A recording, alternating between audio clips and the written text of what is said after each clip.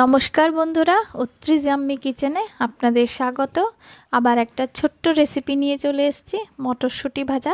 শীতকালে বিকালে বাচ্চারা এটা খেতে খুব পছন্দ করে, তো আপনারা তৈরি করে দিন এটা বাচ্চাদের। রেসিপিটা খুবই সোজা। মটরশুঁটি নিয়ে প্রথমে একটু ভাপিয়ে নিন গরম জলে, পারলে ওর মধ্যে একটু লবণ দিয়ে দেবেন। তারপরে একটু পেঁয়াজ কুচি, আদা কুচি, রসুন কুচি নিয়ে একটুখানি তেলের মধ্যে ভাজবেন, একটুখানি নুন অ্যাড করবেন। এবার এগুলো যখন ভাজা ভাজা হয়ে যাবে তার মধ্যে লঙ্কা কুচি দিয়ে দেবেন।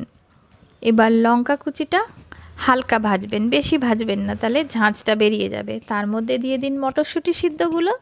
এবার অল্প করে ভেজে নিয়ে যদি মনে হয় নুন প্রয়োজন একটুখানি নুন মিশিয়ে নেবেন। মিশিয়ে নিয়েই একদম তৈরি আমার মটরশুঁটি ভাজা।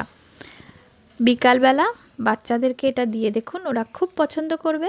আপনারাও খান, টেস্ট করুন, দেখুন কেমন হয়েছে। আমাকে প্লিজ কমেন্ট বক্সে জানান।